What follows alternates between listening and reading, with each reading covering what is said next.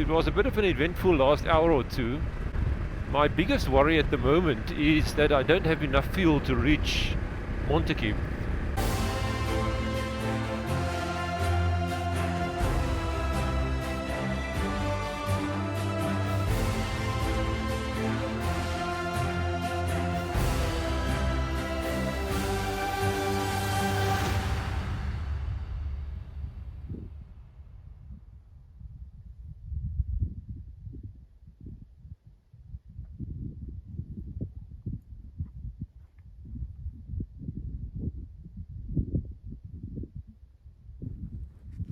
Well, that was a wonderful stop.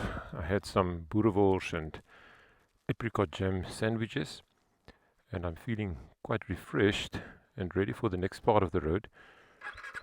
So yeah, let me depart from Anysberg and hit the road to Montagu.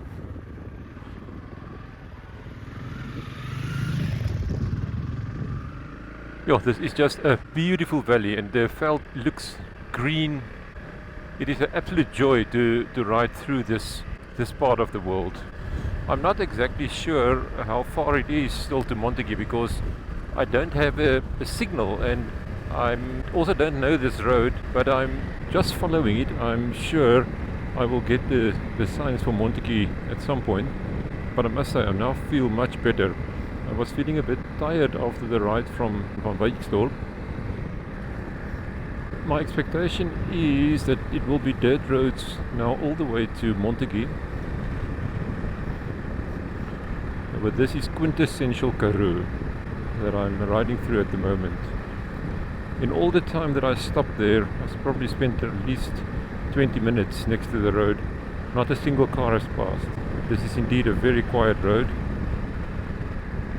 Although there are some cows here at this cattle gate. They look very relaxed.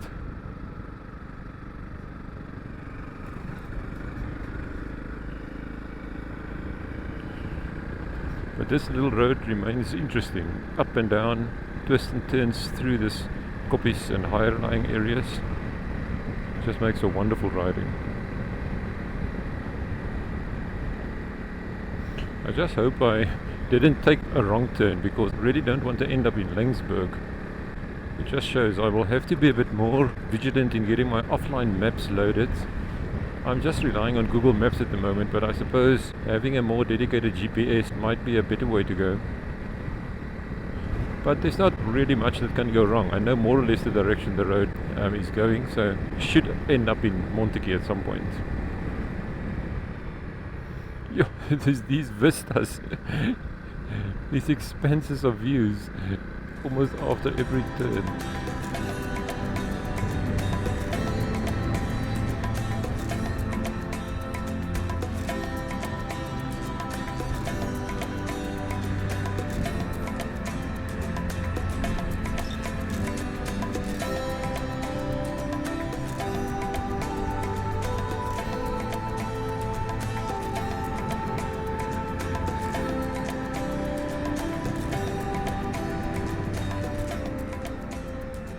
Suddenly there's quite a steep descent on this route.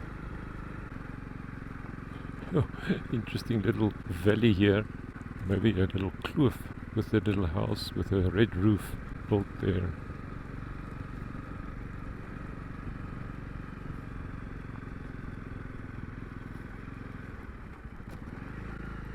Oh, interesting. It's quite secluded here.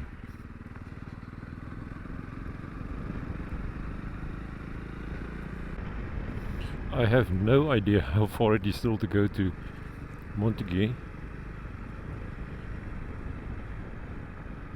but at least the road is very interesting.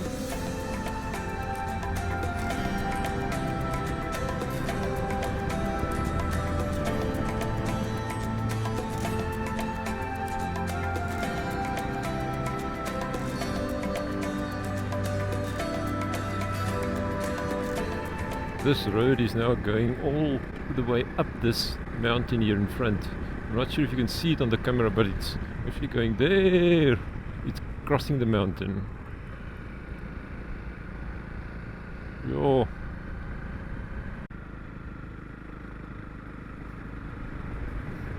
So it's a bit of a climb that is now ahead of me. Beautiful green valley below.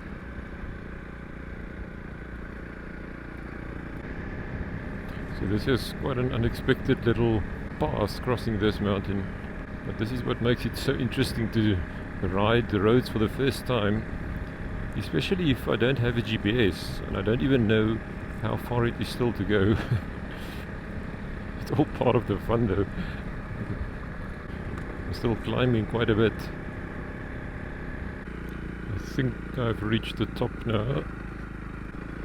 Yep.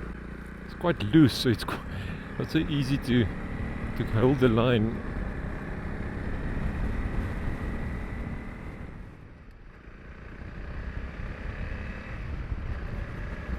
So this road from Anysberg to Montagu is proving to be much longer than I thought, and I couldn't check the distance because the GPS doesn't have any signal here.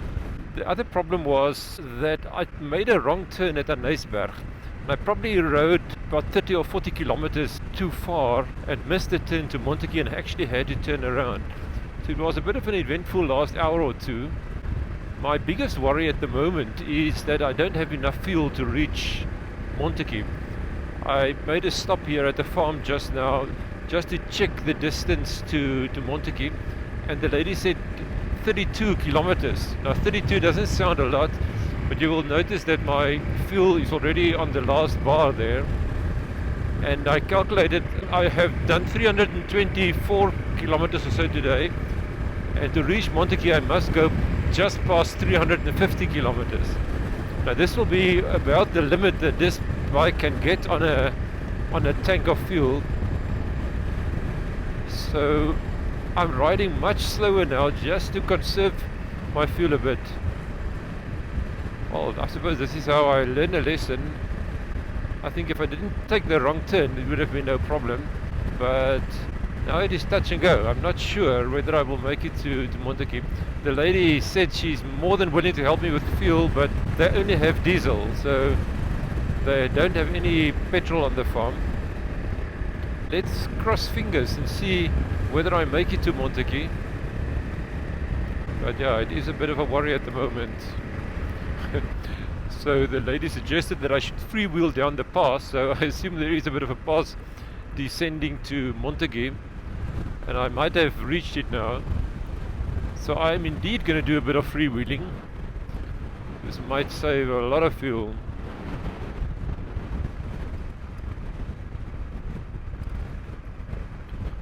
So at the moment the bike is just going down on its own weight. So I have the bike in neutral now. But yeah, this is steady going at least. Hopefully the descent of the pass takes me all the way to Montagu then.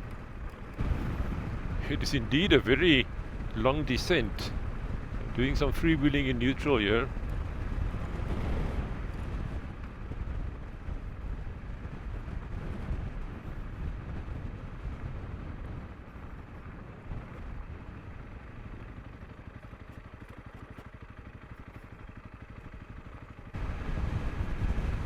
I think I might be getting closer to the bottom of the pass now. It seems like it's at least another 20 kilometers to go.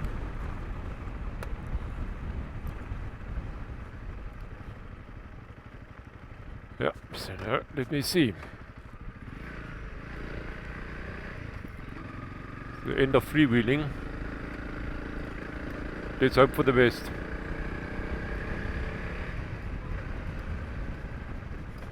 Seems like there's been some flood damage here because there's signs next to the road. It all seems actually okay.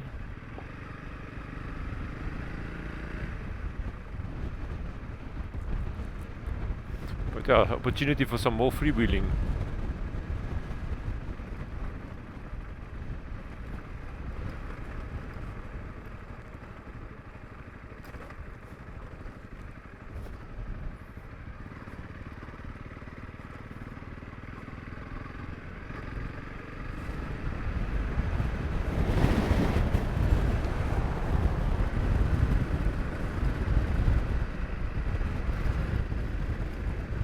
I'm still riding. It's still another, I think, 3 or 4 kilometers that I will need to go. But I made it now back to the R62 to Montagu. I might just make it, I think.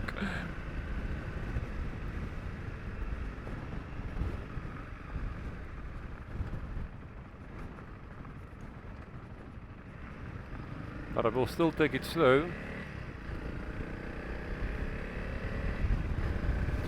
But first things first, if I make it, I will need to get some fuel.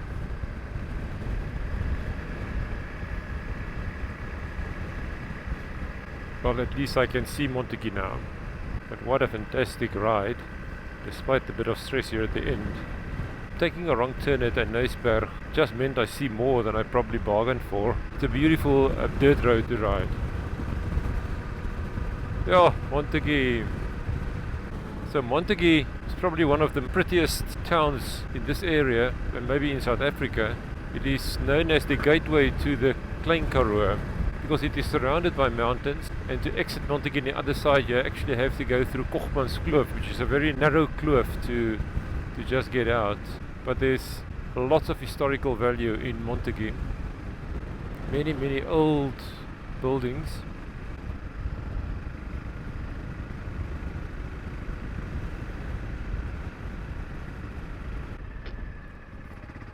Ah, here it is. 352 kilometers on one tank of fuel. I think that is not too bad. Although admittedly the last few kilometers was a lot of downhill, which probably helped. Safely found the petrol station, and now I'm just going to go for a little bit of a ride through Montagu, show you some of these beautiful buildings, and find a spot to just eat something.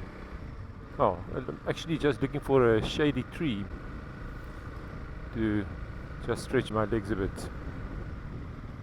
Oh, there is the beautiful Dutch Reformed Church in Montagu.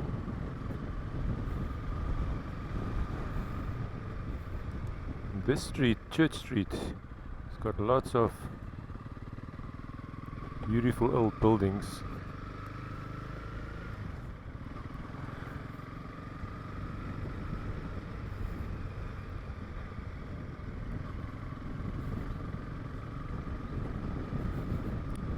Just look at this.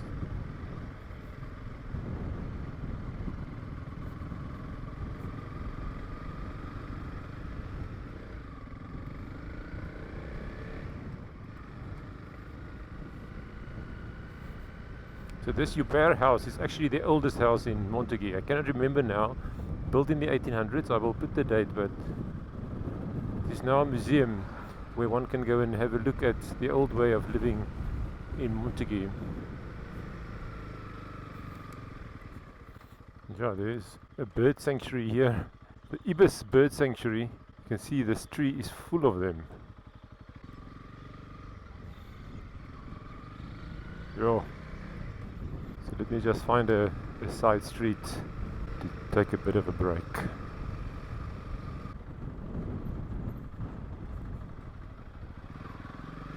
Oh, there's lots of shade here. So this house actually belonged to D.F. Malan. So that was one of the previous prime ministers of South Africa. It doesn't belong to the family anymore, but beautiful old house.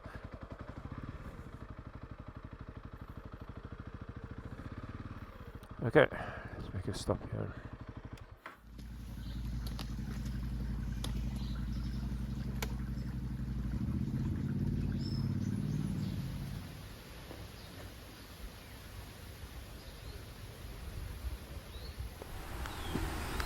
Yeah, this was now quite a nice little stop in Montagu. I had something to eat, something to drink. I feel much fresher now, despite the bit of stress getting into town. Thank you very much for joining the trip to Montagu today. I'm going to end this video here, but if you want to see the rest of the trip, please join me in the next video. But if you enjoyed this video, please give me a thumbs up, subscribe to the channel, and then until next time, keep well, bye bye.